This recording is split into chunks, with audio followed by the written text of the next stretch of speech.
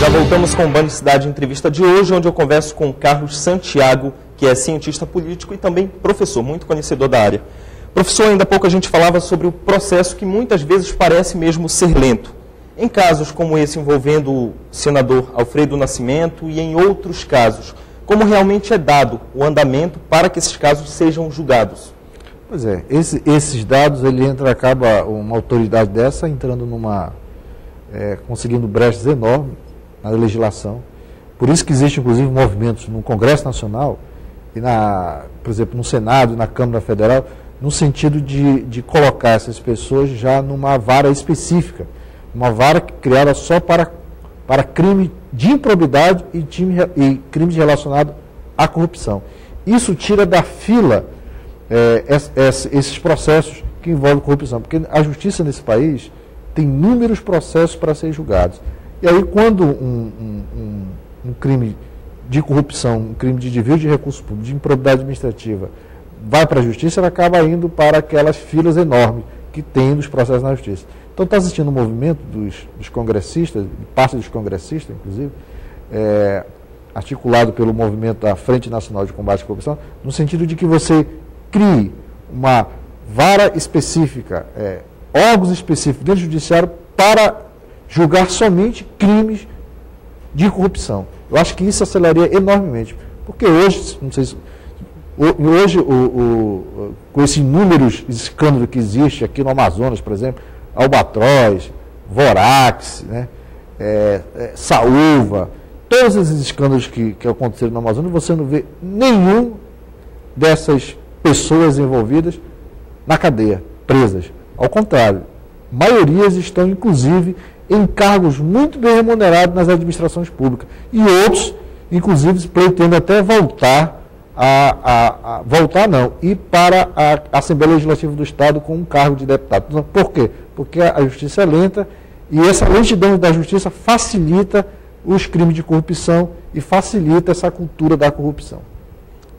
E em alguns casos, quando o escândalo vem à tona, a base aliada ao envolvido defende a versão do apontado como autor ou conhecedor do esquema.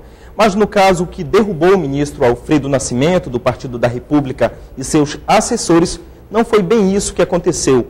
Em Manaus, até mesmo quem é integrante dos partidos aliados à base governamental não saiu em defesa do senador.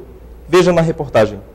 O senador pelo Partido da República e até ontem ministro dos Transportes, Alfredo Nascimento, não resistiu à pressão e renunciou ao cargo. Poucos deputados participaram da plenária na manhã desta quinta-feira na Assembleia Legislativa.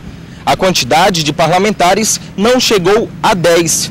Porém, em seus discursos, todos foram unânimes e aprovaram a decisão da presidenta Dilma Rousseff em aceitar o afastamento do ex-ministro dos Transportes, Alfredo Nascimento. Ainda que seja verdade, o que eu acho difícil, que ele não sabia de nada daquilo, ele não criou os mecanismos necessários para impedir a corrupção no seu ministério e não combateu, deixando chegar a um volume absurdo.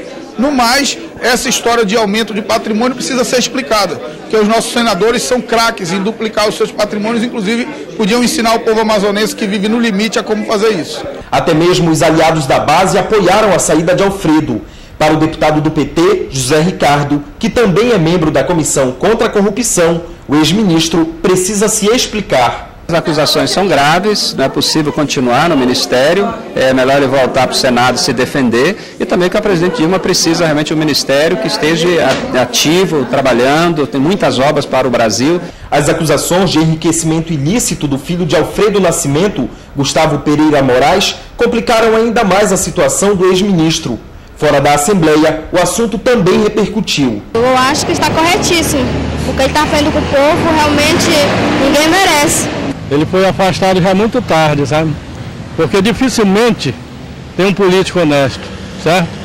Existe uma briga para entrarem no poder e aí está aí a resposta. Para este cientista político, a queda de Alfredo Nascimento pode causar o chamado efeito dominó. O ex-ministro renunciou ao cargo e se prepara para voltar ao Senado. Mas Alfredo pode perder também esta função. Bom, professor, como a gente viu nessa reportagem, um dos entrevistados falou que está desacreditado. Para ele, todo político é corrupto. A gente sabe que não é bem assim, ainda tem aqueles em quem a gente pode acreditar. Mas como fica a moral, professor, de um político quando o nome dele é citado em um escândalo como esse? Eu acho que como a justiça não está funcionando do jeito que todos defendemos, justiça com celeridade, até para que as pessoas que de fato sejam denunciadas injustamente possam se defender, ou possam ter liberdade, ou possa dar alguma satisfação à sociedade. Então, como a justiça não está funcionando, os tribunais de contas não estão funcionando, quer dizer, o que cabe nesse momento, eu acho que é a sociedade. A sociedade é mais rápida, mais séria com relação a esse assunto. Eu acho que as eleições é o momento ideal. Acho que a justiça pode até protelar esses processos e os tribunais de contas podem não fiscalizar, não julgar contra dessas pessoas que agem de má fé, agem desviando dinheiro da sociedade, mas que a sociedade pode ser muito mais rápida, porque a cada 2 anos tem eleição.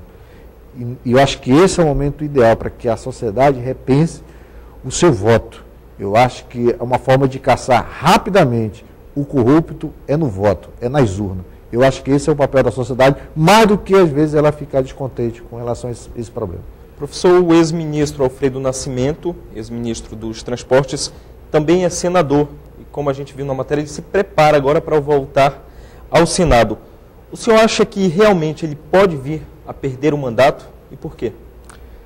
Acho que parte do princípio. Se colocou na mesa de que ele não tem condições de gerenciar por um ministério, por conta de um comportamento, ligado à falta de ética, à falta de moralidade com recursos públicos, por que ele seria competente ou estaria habilitado para ser agora senador da República, que é um cargo tão importante desse país? O senador da República, ou o Senado Federal desse país, é que julga os presidentes da República, inclusive. O Senado Federal, inclusive, é que escolhe, é que passa por ele, inclusive, a escolha dos ministros superiores do Tribunal Superior de Justiça, do Supremo Tribunal Federal. É por lá que passa as escolhas, inclusive, dos ministros. Então tem um papel importantíssimo.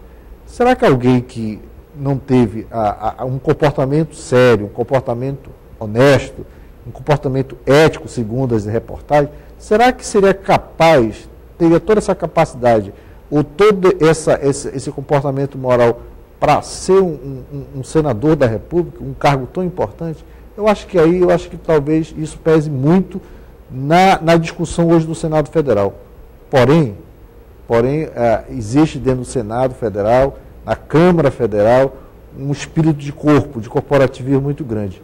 Que aí sim, eu acho que talvez seja muito complicado a cassação do ex-ministro, no caso do Senado Federal. Agora, querendo ou não, com a saída do ministro da pasta, do comando do ministro de Transportes, o Amazonas, o Estado em si, acaba perdendo porque ele era um representante político legítimo da nossa região. Como é que o Amazonas fica agora, sem mais um representante? Pois é, o Amazonas tem uma capacidade enorme de ser um Estado distante de Brasília, de onde se tem toda uma decisão de governo, uma representatividade pequena. Nós temos apenas 11 representantes no Congresso Nacional, 3 senadores e 8 deputados federais, mas nesses últimos anos nós temos uma capacidade, os políticos têm uma capacidade, os políticos locais do Estado têm uma capacidade de se relacionar muito bem com o poder de Brasília, a ponto de já ter sido um amazonense ministro de Justiça, ministro-chefe da Casa Civil, líder de governo, líder de partido, e ministro do Transporte. Então, quer dizer, é uma pena que o ministro atual, o ex-ministro do Transporte, saia dessa forma. Mas isso também demonstra que a política tem que ter sua dinâmica, e eu acho que as coisas estão mudando nesse aspecto aí. Eu acho que o Amazonas talvez tenha perdido um representante lá, uma figura que tem uma relação direta com a política local. Mas talvez seja um exemplo bom, não só para o Amazonas, como para o Brasil, de que a forma de fazer política não é essa e nem deve ser essa. Professor, agora só para terminar, o nosso tempo já está curto. O governador Omar Aziz fez um pronunciamento assim que soube da situação e ao ser questionado ele disse que o caso do senador e ex-ministro dos Transportes é um caso da presidente Dilma Rousseff. A presidente representante do nosso país pode de alguma forma também ter o nome manchado ou se prejudicar com esse escândalo? O governo, nesses últimos 6 meses, está refém dos escândalos e das denúncias que estão ocorrendo com relação a membros do seu governo. Então, acho que por conta disso, acho que foi muito mais rápido a demissão, o pedido de demissão, o afastamento, caráter definitivo do ex-ministro, porque a presidente tinha medo, inclusive, desse desgaste. Eu acho que a opinião pública foi importante nisso, para que a presidente Dilma tomasse uma posição muito mais rápida do que eu esperava. Ok, professor Carlos Santiago, que é cientista político. Obrigado pela sua presença no Band Cidade. Obrigado.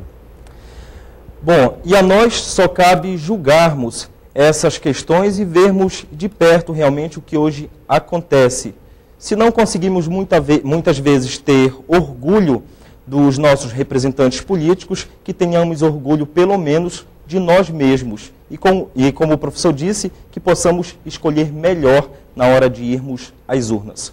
O Band Cidade Entrevista deste sábado fica por aqui. A gente volta em uma próxima oportunidade. Até lá.